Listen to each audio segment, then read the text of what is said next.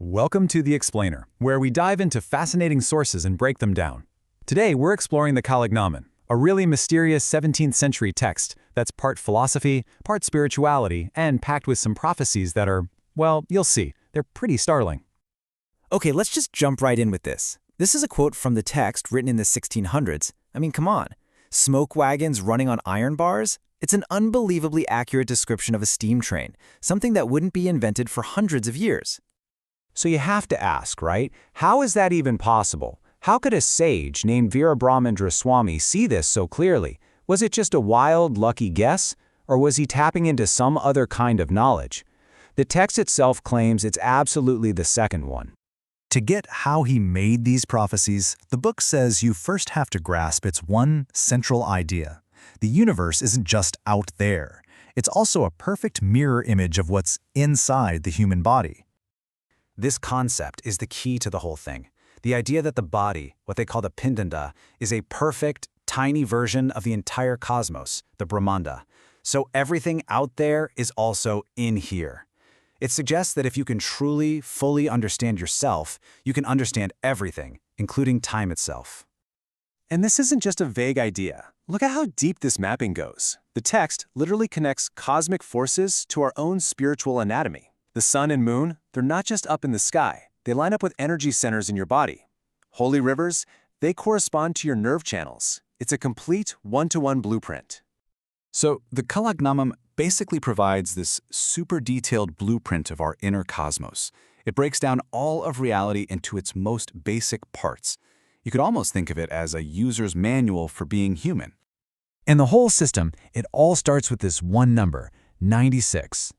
According to this text, our entire experience of reality is built from just 96 fundamental principles, or tattvas. Now, these 96 principles aren't just some abstract philosophical concepts. No, they make up a whole system for taking reality apart piece by piece. Everything from the senses we use to see the world to the vital energies that keep us alive. And the level of detail is just incredible. For example, it gets so specific, linking each of the 5 great elements to very distinct functions inside of us. So earth makes up our solid parts, bones and skin. But then fire governs our core drives, like hunger, thirst, even lust. On top of that physical map, there's this spiritual one, focused on energy centers called chakras. The Kalagnanam lays them out like a ladder of consciousness, a path you can climb from your most basic physical self at the base of the spine, all the way up to a higher awareness, right between the eyebrows. Okay, so if this ridiculously detailed cosmic blueprint is inside every single one of us, the next big question is pretty obvious, right? How in the world do you actually read it? Well, the text's answer is yoga. But it's not a one-size-fits-all thing.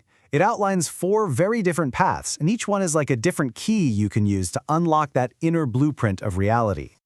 But one path is singled out as the most powerful, the royal path of Raja Yoga. And here's the absolute kicker. The text claims that if you practice this, if you can make your mind so calm that it's perfectly still, you can directly perceive the entire cosmic system. The whole timeline becomes visible. And that brings us full circle, right back to where we started, with the prophecies. Because the Kalagnanam presents them not as some kind of lucky guess, but as visions that were literally read from that internal cosmic blueprint.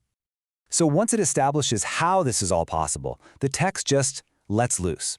It unleashes this flood of predictions about what it calls the Kali Yuga, the final age. And, it sounds an awful lot like the world we're living in right now.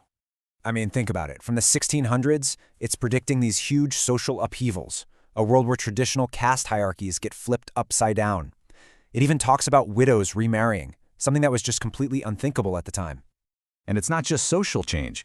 The prophecies also paint a pretty bleak picture of global turmoil. They talk about more wars, more natural disasters, and political chaos that's going to affect every single country. What's really crazy is how specific these predictions get. They aren't just vague warnings like bad times are coming. No, they are tied to a clear timeline, a calendar for the Kali Yuga, pointing to exactly when these things are supposed to happen. But all that chaos isn't the end of the story. According to the Kalagnanam, all this turmoil is building to something.